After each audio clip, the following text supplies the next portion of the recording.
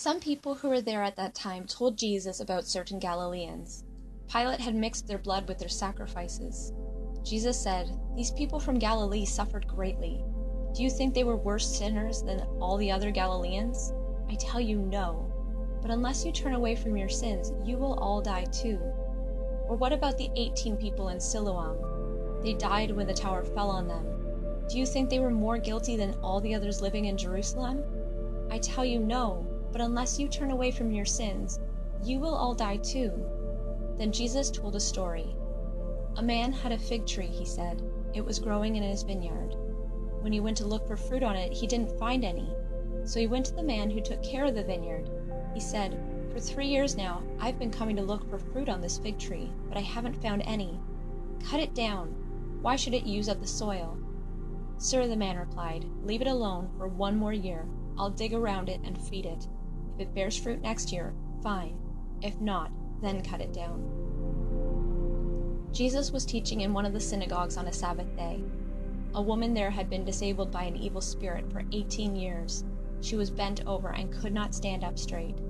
Jesus saw her. He asked her to come to him. He said to her, "Woman, you will no longer be disabled. I am about to set you free." Then he put his hands on her. Right away she stood up straight and praised God. Jesus had healed the woman on the Sabbath day. This made the synagogue leader angry. He told the people, "There are 6 days for work, so come and be healed on those days, but do not come on the Sabbath day." The Lord answered him, "You pretenders! Doesn't each of you go to the barn and untie your ox or donkey on the Sabbath day? Then don't you lead it out to give it water? This woman is a member of Abraham's family line, but Satan has kept her disabled for 18 long years. Shouldn't she be set free on the Sabbath day from what was keeping her disabled?" When Jesus said this, all those who opposed him were put to shame, but the people were delighted. They loved all the wonderful things he was doing. Then Jesus asked, "What is God's kingdom like? What can I compare it to? It is like a mustard seed. Someone took the seed and planted it in a garden. It grew and became a tree. The birds sat in its branches." Again he asked, "What can I compare God's kingdom to?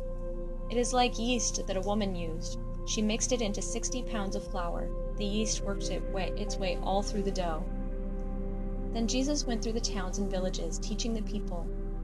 He was on his way to Jerusalem. Someone asked him, "Lord, are only a few people going to be saved?" He said to them, "Try very hard to enter through the narrow door. I tell you, many will try to enter and will not be able to. The owner of the house will get up and close the door. Then you will stand outside knocking and begging. You will say, 'Sir, open the door for us.' But he will answer, 'I don't know you, and I don't know where you come from.' Then you will say, 'We ate and drank with you. You taught in our streets.' But he will reply, 'I don't know you, and I don't know where you come from. Get away from me, all you who do evil.' You will weep and grind your teeth together when you see those who are in God's kingdom. You will see Abraham, Isaac, and Jacob, and all the prophets there, but you yourselves will be thrown out. People will come from east and west and north and south. They will take their places at the feast in God's kingdom. Then the last will be first, and the first will be last." At that time some Pharisees came to Jesus. They said to him, "Leave this place. Go somewhere else. Herod wants to kill you." He replied, "Go and tell that fox. I will keep on driving out demons. I will keep on healing people today and tomorrow, and on the 3rd day I will reach my goal.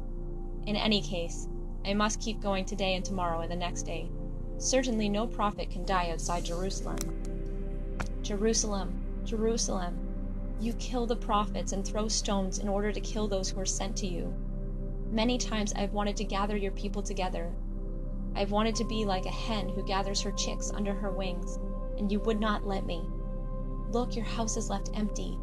I tell you, you will not see me again until you say, 'Blessed is the one who comes in the name of the Lord.'"